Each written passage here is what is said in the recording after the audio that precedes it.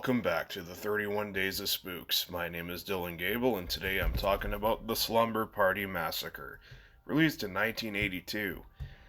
The film tells a very simple story of a teenage girl's slumber party going insanely wrong after a newly escaped serial killer prowls through the neighborhood with a power drill. Now, I'm a lover of early 80s slasher movies. I enjoy movies like The Prowler and another movie I'm going to be reviewing at some point this month called Pieces. And I gotta say, I also really like this movie. This movie is endearingly cheap, very poorly acted in the most charming way possible, and it's got some really good kills in it too. The characters are nothing, the performances are kind of bad, but you don't care because this is a very tightly paced slasher movie, and this movie's not long either. It's only 77 minutes. So yeah, it gets to the point very quickly by just killing off all these people with a power drill, and it's great. It's a quintessential slasher movie. It gets everything down to a T, and if you like slasher movies, absolutely check out the Slumber Party Massacre.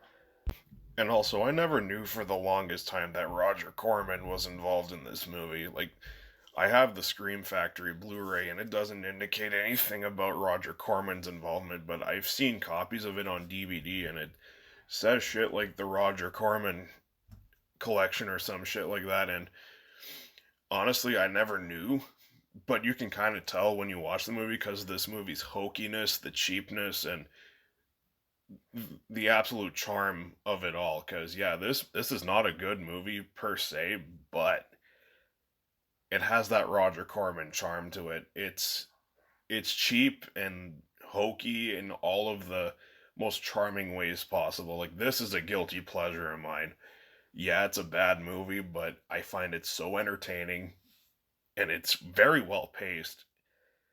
And they actually put a lot of effort into the horror and slasher elements of this movie, so I'll give the movie points for that. Let's talk about the kills themselves. They're primarily with a power drill, and it's awesome. There's some really good practical effects. There's some really good blood in this movie. I mean, it's not as gory as something like Pieces or The Prowler or The New York Ripper, but it gets the job done. The blood is there. The creativity in the kills is there. You can't ask for anything more in a slasher movie. Everything's well done as far as that's concerned.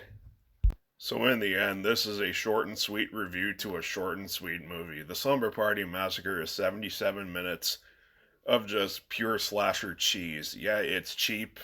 It's pretty bad in a lot of aspects, but it promises a very short and sweet slasher movie, and that's exactly what you get. It's bloody, it's creative, it's entertaining, fast-paced, and quite funny. But yeah, if you won't be able to watch this movie if you can't get past the cheapness and overall somewhat incompetent nature of this movie. But yeah, if you just like good kills, a fast pace, very short, sweet, and to the point, you'll enjoy the Slumber Party Massacre just like I do. Well, despite some of the major flaws that this movie has, mainly because of the entertainment value, I'm going to give the Slumber Party Massacre a B.